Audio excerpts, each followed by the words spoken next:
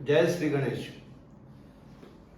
गणेशाच्या लंबोदर या नावाचा विचार आज आपण करणार आहोत. लंबोदर हा शब्द ऐकल्याच्या नंतर आपल्या डोळ्यासमोर प्राथमिक जो अर्थ येतो किंवा जे दृश्य येते ते असं असते की लंबोदर, उदर म्हणजे पोट, मोठ्या पोटाचा आकार असलेला असा तो किंवा अशाच पद्धतीची गणपतीची मूर्ती किंवा फोटो आपल्याला पाहायला मिळतो. पण खऱ्या अर्थाने जर विचार केला तर या लंबोदर शब्दामध्ये काही रहस्य आणि गर्भित अर्थ दडलेले आहेत जे आपल्या मानवी जीवनाच्या कल्याणासाठी उपयोगासाठी महत्त्वाचे ठरतात. याच्यामध्ये सर्वप्रथम एकनाथ महाराजांनी या लंबोदराचा केलेला अर्थ असा आहे की या सृष्टीमध्ये जे जड आणि चेतन दोन्ही आहेत आणि हे दोन्ही ज्याच्यामध्ये सामावलेले आहेत तो जर आहे तर तो लंबोदर आहे. आणि एक गणेश तंत्रामध्ये अन्य संदर्भ असा आढळतो की भगवान शिव यांचा जो डमरू आणि त्याचा जो ताल आहे आणि माता पार्वतीने या तालावर ते तांडव नृत्य करत जो काही आविष्कार केला, त्यांच्या पायातल्या नृपुरांचा जो काही झणकार आहे आणि त्यातून निर्माण झालेलं हे एक जे अलौकिक संगीत आहे, हे संगीत ज्याने आत्मसात केलं तो गणेश लंबोदर आहे असा एक अर्थ याच्यातून उलगडून बाहेर येतो. याच्यात विचार करण्यासारखी गोष्ट अशी आहे की गणपतीच्या संदर्भामध्ये लंबोदर म्हणून या दृष्टीने, संगीत या दृष्टीने जर विचार केला तर काही गणपतीची लोकप्रिय भजनं सुद्धा आपल्याला याच्यामध्ये पाहायला मिळतात. जसं गणराज रंगी नाचतो, पायी घागऱ्या करती रुणझुण, नाद स्वर्गी पोहोचतो, गणराज रंगी नाचतो.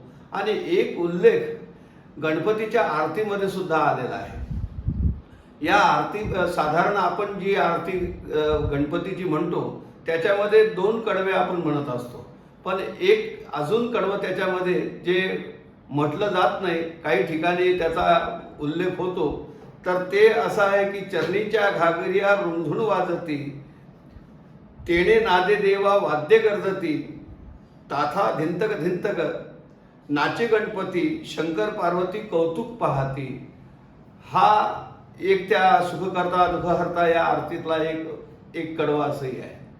तर या सगळ्यांचा जर विचार केला तर एक असा अर्थ याच्यातून उलगडून बाहेर येतो, तो असा की जे आपलं शास्त्रीय संगीत आहे आणि त्याच्यावरचं जे नृत्य आहे हे जर आपण केलं तर त्याच्याने आज हा जो सगळ्यांना बहुतांशी करून पोटाचा आकार मोठा होणे, चरबी वाढणे, त्याच्याने वजन वाढणे, त्याच्यातून अनेक रोगांचा उद्रेक होणे, ह्या ज्या काही समस्या आहेत त्याच्यावरचं हे औषध आहे. तुम्ही पाहत असाल आजच्या वर्तमान स्थितीमध्ये सुद्धा पुष्कळ ठिकाणी याच संगीताचा आधार घेऊन, उदाहरणार्थ जसं झुंबा डान्सच्या माध्यमातून असेल किंवा एखाद्या योगाच्या हे करत असताना तिथे लावलेलं संगीत आणि त्याच्यातून त्या योगक्रिया करण्याची पण एक पद्धती आता अलीकडे डेव्हलप झालेली दिसून येते. पण तरीसुद्धा माझा आग्रह आहे की जर हीच गोष्ट शास्त्रीय संगीताच्या तालाच्या जे ताल आहेत त्याच्यावर ते जसं कथ्थक किंवा अनेक नृत्याचे जे प्रकार आहेत ते विधिवत शिकून आणि त्या पद्धतीने जर केलं तर इथे 100% हे यशाची हमी आहे की ह्या पोटाचा आकार कमी होणे आणि आपलं आरोग्य उत्तम राहणे याच्यासाठी याचा सुंदर उपयोग होऊ शकतो.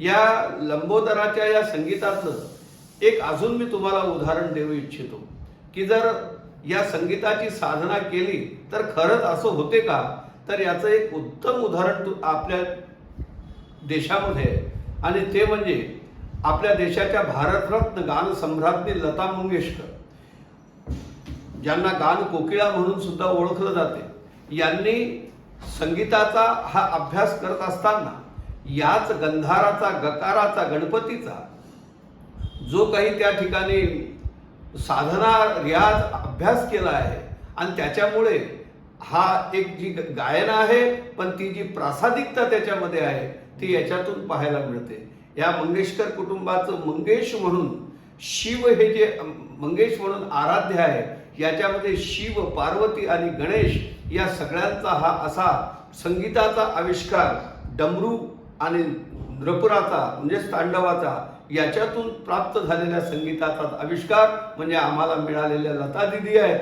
आणि यात याच्याने शिवजी सुद्धा नटराज आहेत आणि गणराज सुद्धा याच संगीताचे आणि या विद्येचे देवता आहेत. आणि म्हणून यांची आराधना लंबोदर जर म्हणून केली असली तर आरोग्याच्या दृष्टीने असो किंवा विद्याभ्यासाच्या दृष्टीने असो, मनशांतीच्या दृष्टीने असो, अत्यंत उपयोगी ठरते आणि याचा लाभ गणेश भक्तांनी निश्चित घ्यावा.